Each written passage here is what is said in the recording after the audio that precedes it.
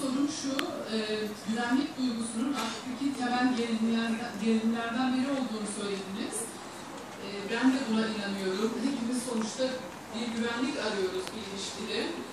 Ancak günümüz dünyasında o güvenlik duygusu oluşmadan gerçekten ne kadar özgür yaşayabiliriz ya da sizin demin dediğiniz gibi bir ötekini deneyimleyebiliriz.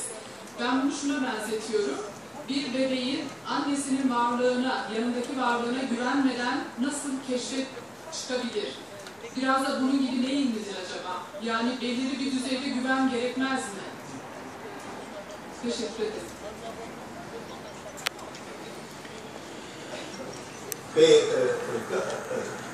Il y a vous parlez d'un autre genre de sécurité.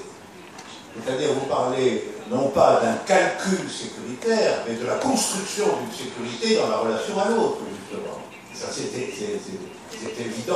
évidemment une condition de l'amour. Je dirais que l'amour, c'est la construction d'un rapport au monde à deux. Donc, ce rapport à deux, il est toujours fondé, il crée sa propre sécurité. Et ce que l'amour ne peut pas demander, c'est une sécurité préalable, une espèce de sécurité étudiée préalable. Pas plus d'ailleurs que le bébé qui peut étudier la situation pour déclarer sa dépendance à sa mère. Donc c'est le processus même de l'amour maternel qui va créer cette sécurité. Dans l'amour, c'est la même chose. Il ne peut pas demander une sécurité préalable.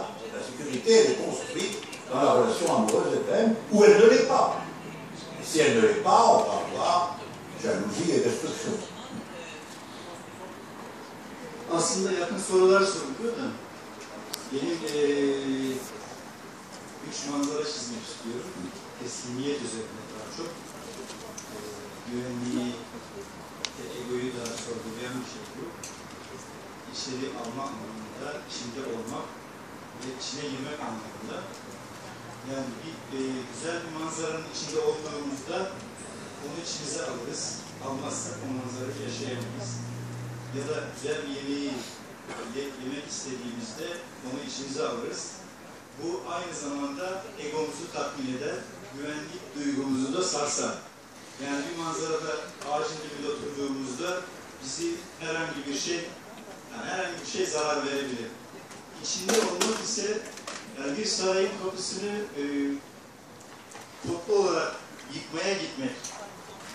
Yani sarayın kapısına hedef almak, topluca oraya hareket etmek, bu aşkınlık sonuçta. Bu aşkınlığın da içinde olmak oluyor. Benim esasında içine girmekle, yani teslim olmakla ilgili soru.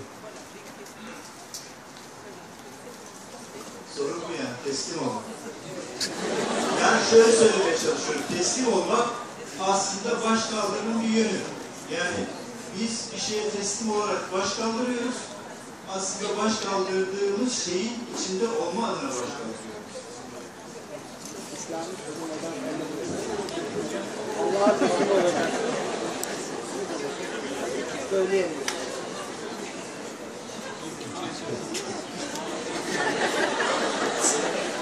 C'est valable. C'est valable, on peut dire ça de n'importe quelle activité créatrice à ce moment-là. Au fond, le peintre était en train de créer un tableau magnifique. Vous pourriez aussi dire qu'il devrait se rebeller contre sa propre création. Puisque sa propre création, c'est au fond ce dans quoi il est, et dans quoi il est en quelque manière aliéné. Ce que vous dites, c'est la difficulté qu'il y a du rapport entre création et aliénation, si on veut être un peu spéculatif. Et que toute création, d'une certaine façon, est en effet d'aliénation, puisqu'elle n'est pas immédiatement réductible à votre satisfaction personnelle. Ça, c'est vrai. Et c'est vrai de l'amour, mais c'est vrai de beaucoup d'autres choses. Vous l'avez dit vous-même, si on est dans une action collective comme une insurrection, eh bien, il faut renoncer à quelque chose de strictement soi-même pour être là, bien sûr. Il faut partager. Et tout partage, d'une certaine manière, ne peut pas être entièrement narcissique ou satisfaisant. Donc vous avez raison de dire que quand on est dans l'amour, être dans l'amour, d'une certaine façon, signifie que vous n'êtes pas absolument dans vous-même. Ça, c'est certain. Et ne pas être totalement dans soi-même, on peut toujours dire que c'est une aliénation. D'ailleurs, il y a quantité de philosophes moralistes qui l'ont dit dans l'histoire. Oui, l'amour, c'est pas bon parce que finalement, on veut être dedans, mais en voulant être dedans, on est hors de soi. On est hors de soi-même. Et comme vous l'avez dit, si on participe à une insurrection, on est aussi hors de soi-même, de cette façon. Mais aussi, si on écrit un grand poème, on est aussi hors de soi-même. Ça, c'est l'élément passionnel de la création. L'élément par lequel on s'arrache à soi-même pour créer quelque chose. Et évidemment, si vous passez du monde vu par un au monde vu par deux, eh bien, le monde vu par un n'est plus maintenu comme il était avant. Donc, il y a un élément par lequel vous sortez de vous-même. Ça, je pense que il n'y a de vrai bonheur que quand on sort de soi-même. C'est le contraire de ce qu'on croit d'habitude. On croit que le bonheur, c'est être bien dans soi-même. Et ça, je l'appelle la satisfaction.